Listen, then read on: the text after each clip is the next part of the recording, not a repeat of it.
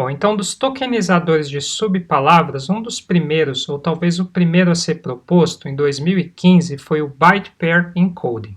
Então, como nós falamos, esses tokenizadores, eles são data-driven, orientado a dados. Então, eles são treinados, o vocabulário deles de subpalavras é treinado.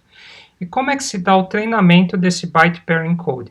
Na verdade, é uma ideia muito simples, influenciada por sistemas de compressão de arquivos. Então, o que nós precisamos? É de um corpus de textos de treinamento, e aí, então, esse corpus, ele é pré-tokenizado. Então, geralmente se usa um pré-tokenizador baseado em regras, pode ser o do NLTK, ou pode ser um pré-tokenizador que segmenta os tokens, delimitando os tokens pelo espaço. Então, ele é utilizado para segmentar as palavras. Então, daí uma lista de tokens únicos e suas frequências é criada. Okay? Então, é contado a frequência de cada token nesse corpus de treinamento segmentado. Daí, então, um vocabulário base é criado com todos os símbolos que compõem os tokens, ou seja, cada caractere. Daí, então, aprende-se as regras de junção entre dois caracteres até que um vocabulário de tamanho desejado seja obtido. Então, a gente precisa definir o tamanho de vocabulário que nós queremos, por exemplo, 30.000, 50.000, e aí, então, essas regras de junção elas são feitas até se obter um vocabulário do tamanho desejado. Então, vamos exemplificar. Suponha, então, que nós temos um conjunto de treinamento que foi pré-tokenizado e pré-processado, obtendo essa lista de tokens e suas frequências. Então, nós obtivemos a garra, aconteceu 8 vezes no nosso corpus, Lara aconteceu 6 vezes, Rara 5 vezes, Arara 3 vezes.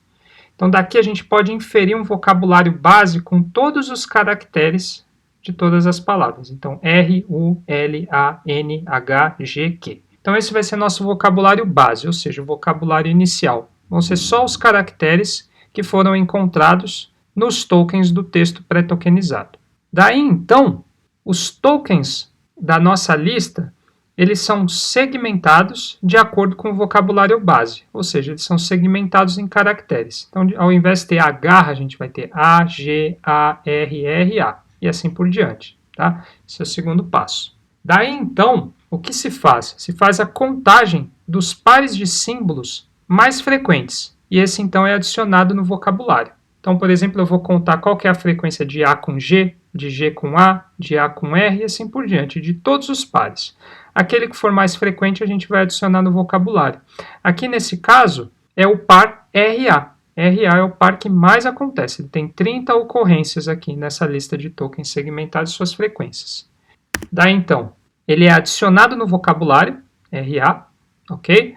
E aí todas as ocorrências dele a gente junta. Olha só. Então agora a gente não tem mais a garra como A, G, A, R, R, A. A gente tem A, G, A, R e R, A juntos aqui, tá? E aí a gente vai fazendo esse passo de 1 a 1, sempre indo juntando os pares com maior frequência até que a gente obtenha um vocabulário do tamanho desejado. Então aí a gente pode continuar aqui, buscando qual que é o próximo par de símbolos mais frequentes. Então aqui no caso vai ser A e o nosso RA, que acontece 14 vezes. Então aí a gente faz o mesmo processo. A gente coloca esse par no nosso vocabulário e a gente faz a junção dele na lista de tokens. Então vamos ver. Então tá lá. A gente coloca no vocabulário e junta eles no texto. Então vamos supor que aqui que a gente obteve um vocabulário de 10 tokens, que era o vocabulário desejado que nós queríamos. Então a gente pode finalizar o processo. Ao final, então, a gente vai ter um tokenizador que ele vai utilizar esse vocabulário para tokenizar o texto, tá? Os caracteres e esses dois símbolos. Então é assim que funciona o Byte Pair Encoding, tá? Então, uma vez que o tokenizador está treinado, a gente pode tokenizar novos textos. Então vamos supor que a gente tenha obtido esse texto, a garra rara, né? Então aqui a gente pode tokenizá-lo com base no nosso vocabulário. Lembrando que é sempre utilizado um símbolo especial, aqui nesse caso um jogo da velha, para saber quais que são os subtokens que devem ser juntados para depois formar um token, ou seja, para depois a gente recuperar o texto. Então é assim que funciona esse tokenizador em subpalavras, no caso Byte Pair Encoding. Bom, então aqui eu quero agora mostrar para vocês como é que vocês podem treinar um tokenizador como o BPE, tá? O Byte Pair Encoding. Então, no Python, a primeira coisa que a gente vai fazer é baixar essa dependência aqui da empresa Hugging Face, que é o Transformers. Vamos baixá-lo. Então, assim, para treinar o tokenizador, a gente precisa de um corpus. Então, aqui no caso, eu vou baixar um dump do Wikipedia, tá? De diferentes idiomas. Então, vamos lá. Esse é um corpus bem extenso, que tem caracteres de diferentes idiomas e textos em diferentes idiomas. Então, vou treinar um tokenizador multilíngue. Daí, então, eu vou inicializar o meu tokenizador, tá? Vou utilizar o método tokenizer, da biblioteca Tokenizers, do Transformers, da Hugging Face, e o modelo BPI, tá? Aqui, então, o BPI eu vou inicializar com um token, para no caso dos tokens que não aparecerem no vocabulário. Vou utilizar esse caractere especial UNC. Então, vamos lá. Inicializar o tokenizador no Tokenizer. Daí, então, eu vou inicializar um módulo de treinamento, que é o BPI Trainer. Então, eu vou inicializá-lo aqui com alguns tokens especiais. Esses tokens vão ficar mais claros ao decorrer do curso, tá? Então, aqui eu tenho que definir o tamanho do vocabulário que eu quero. Então, aqui eu vou falar que eu quero um vocabulário de 30.000 símbolos diferentes. E eu vou considerar símbolos que têm frequência de 0 ou mais, certo? Eu não vou colocar uma frequência mínima. E também aqui vou colocar o prefixo que eu quero para segmentar os subtokens, para depois eu saber quais que eu devo juntar para formar um token, tá? Eu vou utilizar 2 jogos da velha aqui, que é uma forma muito padrão de ser utilizada. Então vamos lá.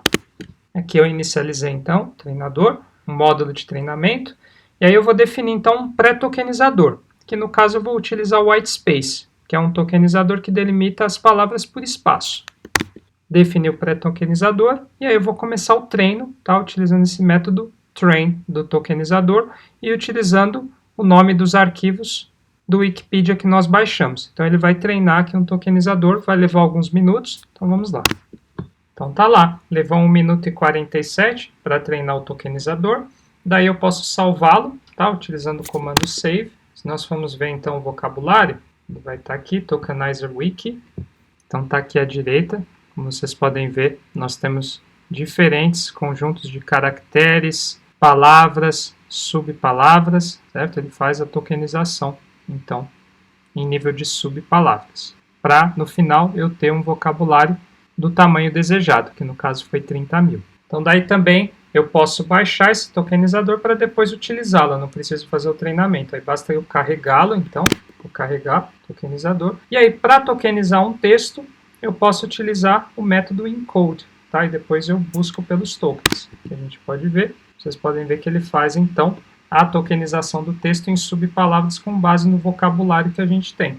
Se vocês quiserem saber outras funcionalidades dessa biblioteca em específico, vocês podem acessar aqui a fonte, tá?